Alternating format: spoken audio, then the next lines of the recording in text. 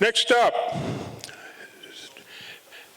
John Branshaw grew up fishing with his dad, and he's still fishing today. That's a lot of years, John. You're up. Well, I wrote a nice little bio there that Rich was supposed to read, but he didn't because he just performed, so it's no biggie. Don's right. I've been a fisherman all my life. I don't fish with my father anymore, though. He passed away 3 years ago, and I actually retired from fishing 4 years ago. I'm now a truck driver for Ocean Gold Seafoods.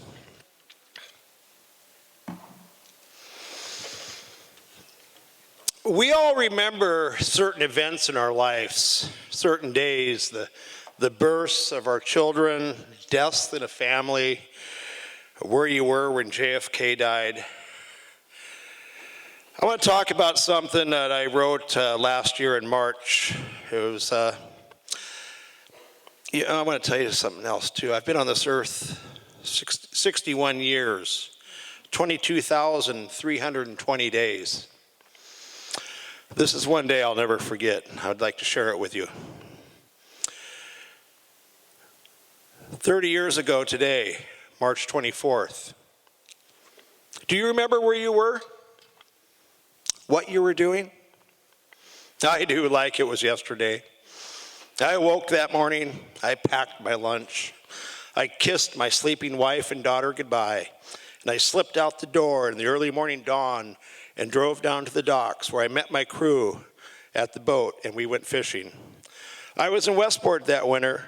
My father had entrusted me with the Alaskan Swede, and we were Dungeness fishing off the Washington coast. We ran the gear that day and came in on the tide. Another day of doing what I loved, fishing. So I thought. I came home. I took off my boots. I eased in my recliner. My daughter climbed onto my lap. My wife was cooking dinner. Life was good. She mentioned on the news that she'd heard of an oil spill in Alaska. Curious, I flipped the channels and found the news. What I saw shocked me. The Exxon Valdez had plowed onto Bligh Reef and was gushing oil from its cracked hull. Little did I know at that moment would alter my life and thousands of my fellow Alaskans. I immediately called my brother to find out how bad it was. He said it was bad, and he suggested that I get up there now to help clean up the spill. There was a slight problem, though. My wife was 8 months pregnant with our second child. I had 500 pots in the ocean that were still catching a few crab. We kept in touch for the next week, and it became obvious that I needed to get to the boat back to Cordova and help with the cleanup. By mid-May, we were back in Alaska, under contract with Exxon, assisting in the cleanup. We spent 87 days on cleanup duty. We did our best. But it was hard to wash the stink out of my mouth. By mid-August, I had had enough of the Exxon sideshow. My father had been rigging pots all summer. We terminated our contract with Exxon and headed for the flats to fish Dungeness crab. I was a fisherman again. That winter, I went king crabbing with my brother in Prince William Sound. Our pots came up blank, goblets of crude oil clinging to the steel frames of our empty pots. Then I knew that my way of life was dying. Within a few years, the crab fishery had collapsed. Our town had changed. People moved away. 4 years later, I was divorced. Now, I don't blame the spill on that. I blame it on my own stupidity and faults. But my life had changed. It took a while, but I turned it around, and I found myself. Now, 30 years later, I sit here this morning, sipping coffee and looking back. You can't turn back time. There's no what ifs. It is what it is. And I am at peace. But I know that I will never forget that day. And I hope that others who remember that day will never forget also.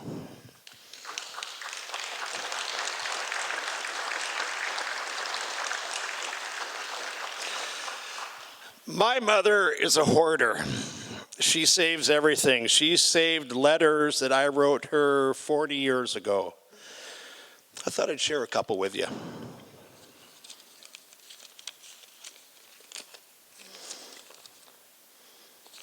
This was December 20th, 1981. Dear Mom and Dad, I hope you had a good Christmas. Right now I'm in Port San Juan. It's a lay day. The Cordova has not seen the max since the end of November. We have been out since the 1st. And that's when we finally got all of our gear and started fishing. North Pacific was nice enough to give us the bait to fish our pots. And so we went to Valdez to deliver and get more bait and groceries. My first paycheck was $175 after expenses. It was only 4,000 pounds. Tanners didn't seem so great after all, but things have picked up, and now we have a good load on. Through the gear one more time and off to Valdez. We should have 35,000 pounds at least. I'm enjoying it much more now that it's 85 cents a pound, and there's talk of $1. Not a bad price. We spent last Sunday here too. The John David was around, and we were all tied up together at the dock. We had a big deer stew and backstrap. A real good time was had by all. 8 crazy fishermen at one table. A lot of sea stories were told. Now, little side story to that trip. When we went to Valdez to deliver, and then we had to run to Cordova to get some more pots or line, and it was our first night in town in a month, and I went uptown and had a few. And Harold Moore, the skipper, says, "You be down that boat at 8 o'clock, son." I will, you bet, boss. I'll be right down there. Well, I got down there at 8:05, and the boat was pulling away to the cannery, and he fired me. It's all right. It's all good. I ran boats all my life. I've hired and fired more guys than I can remember, so it's no biggie. Okay, this is just a short letter I wrote my mom on the 26th of June, 1978. We'd just taken the John David from Westport up to Cordova, and we were crab fishing. Dear Mom, hello from your son. Things here are great. I am fine. Dad is fine. Keith is fine. The crabs are fine. Everything is just fine. So I'll be seeing you in next year's letter.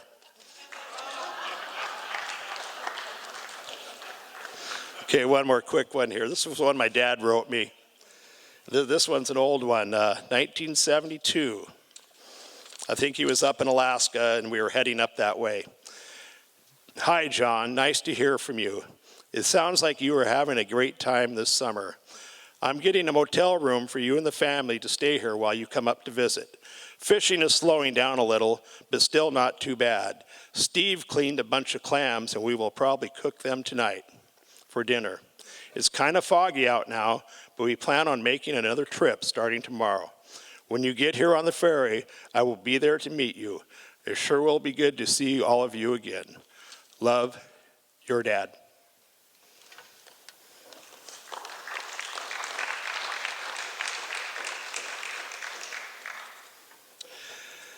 I'd like to share a poem that a friend of mine wrote last year. His name is Mike Nagy. He asked me to share it at Fisher Poets here. Now, I met Mike a few years ago. He worked on the North Slope most of his life as a geologist for British Petroleum. And when he retired, he was from Illinois, but he decided he wanted to live on the West Coast, and he chose Westport, and we have become fast friends. And he knows that I write poetry, so he decided to write a poem. And he asked me to share this with you. It's called Ode to the Gear Shed. And one thing I want to tell you folks, Mike's never spent a day commercial fishing, but he hit this on the top of the nail here. Gonna build me a gear shed. It'll be mighty fine. It'll cover my lot to the property line. It'll extend towards the heavens and up to the sky. Tall poles covered by metal, the best money can buy. Big doors that will raise with a flick of a switch. A driveway with a culvert so it won't block that ditch. No room left for landscape, not even a lawn. Construction debris pushed to the side. It'll never be gone. My gear shed will be on the main street of town, a fine sight for the neighbors and the tourists that come around. Inside, I'll store crab pots, lines, buoys, nets, and gear, a freezer for my bait, and a fridge for my beer. In the corner, a recliner and a flat screen TV, a secret place where the wife will never find me. My gear shed will be big, but I still may need more. I think if I'm clever, I can add a second floor. Can't wait for my gear shed. It'll be shiny and grand in this small town of Westport, built on nothing but sand. So running a business is tough here, and chances are you may fail. So thank God for gear sheds. They always prevail.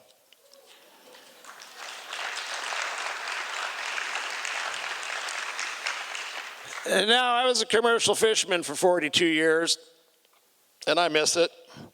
Now I drive truck at Ocean Gold Seafoods there in Westport. I haul the finished product from the dock over to the cold storage. It's about a 6-block round trip. Yeah, I'm a long-haul trucker. Now, I occasionally make some trips down towards Newport, pick up crab or run bait down to Warrington. I run nets up to Schwann Net and Net Systems Inc. in Gig Harbor. I do a lot of trucking. Anyway, one day, kind of had an interesting situation at the cannery, and I got a poem out of it. We call this poem the Cat Food Express. Crabber went a-trucking that morning. Oh, the docks were a mess. There was totes everywhere, full of unmarketable bycatch. You see, the boat had caught a bunch of pollock. It was too small to fillet. Marketing would have to be creative to save the cannery's rear that day. So a few phone calls were made, and a deal was soon signed. Purina Pet Foods in Nebraska would buy it, and it'd feed America's felines. So Crabber went a-trucking. I think you know the rest. Soon he was driving the Cat Food Express. Yeah, he hauled that cat food. He hauled it all day. They put it inside fiber totes into the freezer bay. The semis, they sit idling at the loading dock. Soon they'll be heading to the heartland, the Midwest. They're waiting for the crabber that went a-truckin'. He's driving the Cat Food Express.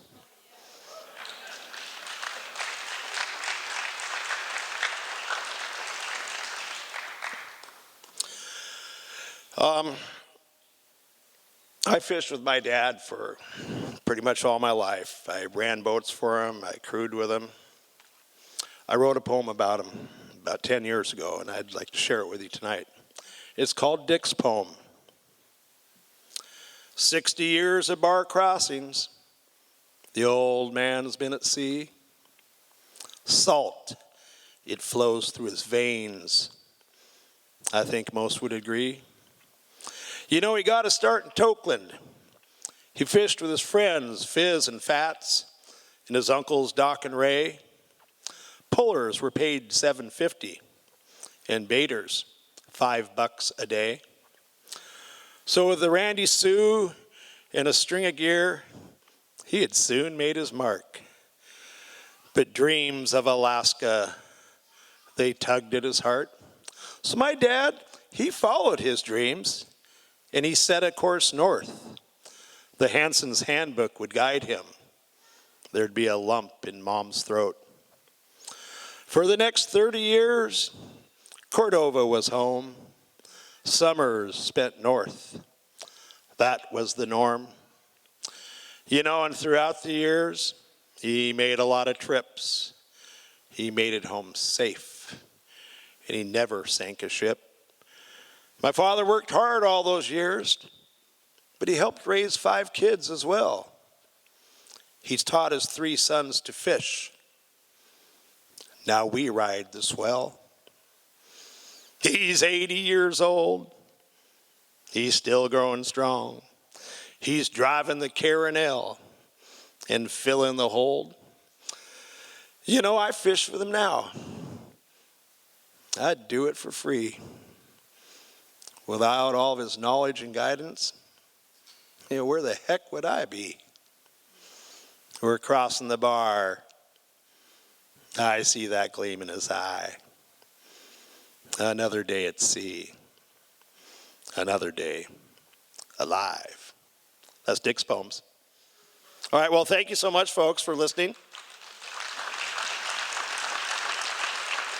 It's always a pleasure to be here at Astoria for the Astoria Fisher Poets Gathering. I've been coming for a long time, and it's the highlight of my winter, and I feel blessed to be on this stage. I mean, so much history right here. I'll be in the Voodoo Room tomorrow night hosting if you want to come see me, so I got some more stories. Thank you.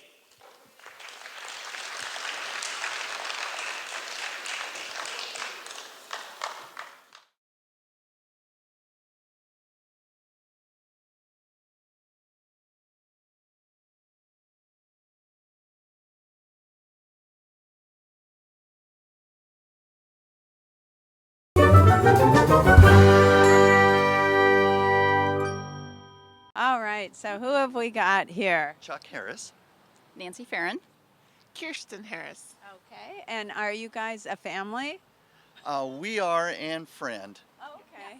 And what brings you here? We're here for the Fisher Poets Gathering and just been loving it. Enjoying the people and all the different events that are going on. So it's been a great weekend. Plus the food in Astoria is pretty good. All right, and is this your first year? Yes, it is. Is there any special highlight? I think we like it all. Yes, it's been a lot of fun, especially getting together with friends and being able to do new things together. Any surprises about fishermen in general that you've learned? The photographs in some of the galleries have really surprised me. I didn't realize some fish looked like that. Oh, I'm curious now. It was a monkfish. Oh, okay. Well, what are you doing tonight? A presentation on a new book about fins in this area. So we're going to go see that. Great, and I don't know, did I ask you where you're from? Seattle. Okay, all three of you? All right. So you came down specifically for this? Yes, we did. So thank you for having it. Oh, well, thank you for taking time. Enjoy.